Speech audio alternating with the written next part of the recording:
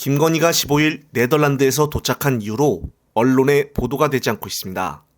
짐작으로 지금 잠적한 것이 아닌가 보여지는데, 이러한 이유 중 하나로 볼 수 있는 것이 22일 크리스마스를 앞두고 전몰 순직 군경 유가족들을 용산 대통령실로 초청을 하여 오찬을 함께 했는데, 여기서도 김 여사가 모습을 드러내지 않고 있었다는 점입니다. 정확히 1년 전인 12월 22일 김 여사는 윤통과 함께가 아닌 혼자서 성탄절 나눔 행사에 참여한 만큼 분주한 모습을 보였었습니다. 따라서 지금은 완전히 1년 전과는 다른 모습을 보여주고 있는데, 역시나 가장 큰 주된 이유 중의 하나로 다가올 김건희 특검법 때문이 아닌가 싶습니다.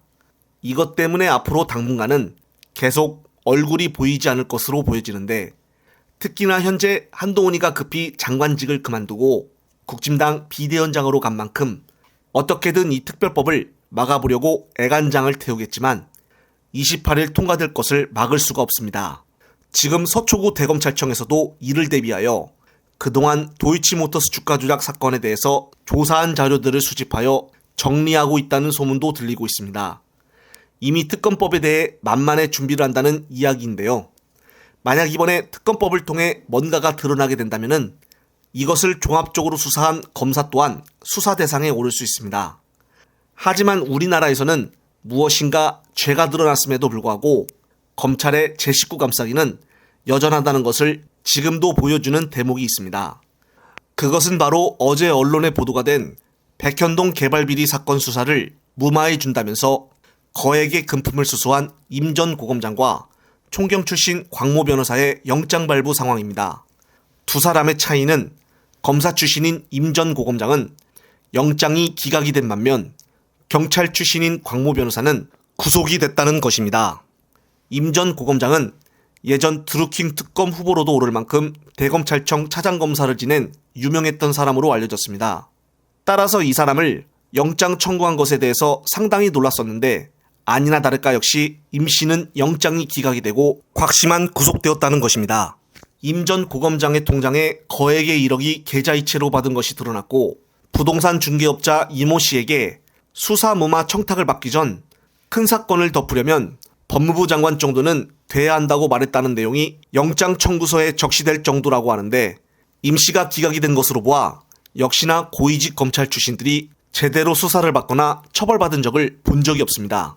반면 송영길 전 민주당 대표를 보게 되면 외국에서 일부러 본인이 직접 우리나라로 들어온 만큼 수개월 동안 검찰청 앞에서 연설하고 했음에도 불구하고 구속이 된 것으로 보면은 너무나도 차이가 드러나는 것이 아닌가 하는 비판이 안 나올 수가 없는 것이 현실입니다. 한편 현재 한동훈의 정치 인문에 대해 언론에서 계속 집중이 되고 있는 만큼 기대와 우려가 동시에 쏟아지고 있습니다.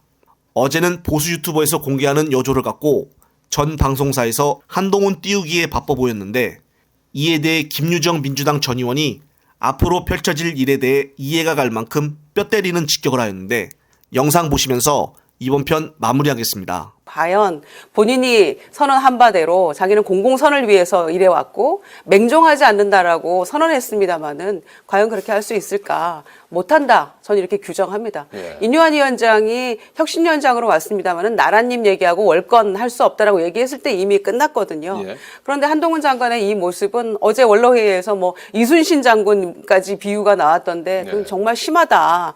12척의 배 이런 얘기 했는데 왜 12척밖에 안 남았는지에 대해서 상임 고문들께서 대통령이 문제다라고 얘기를 지적해 주시는 게 저는 그게 순리이고 상식일 것 같은데, 이분들이 한동훈 장관을 그렇게 한비어천가를 부르면서 이렇게 했다는 것에 대해서 조금 놀랐고요.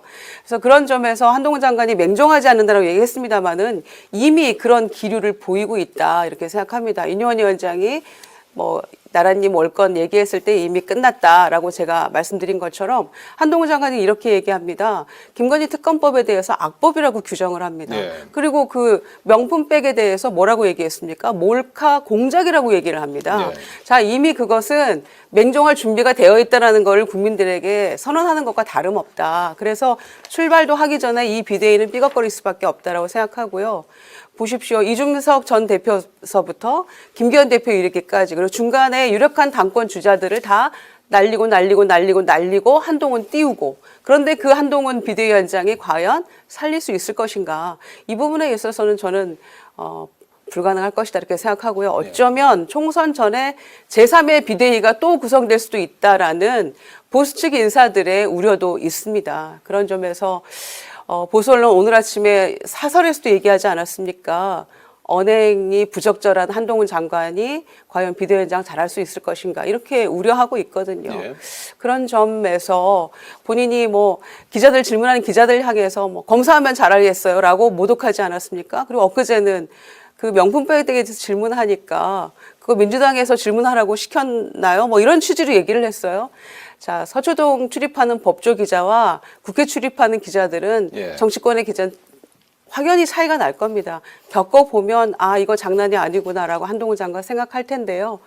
가만두고 보지 않을 거라고 생각하고 모든 현안에 대해서 그런 식으로 이제 답하지 않고 어제처럼 이제 그제 말 많이 했으니까 어제 지나간다 이렇게 예. 또 발뺌하지 않았습니까? 그런 식으로 비대위해서는 희망이 없다라고 생각합니다. 예.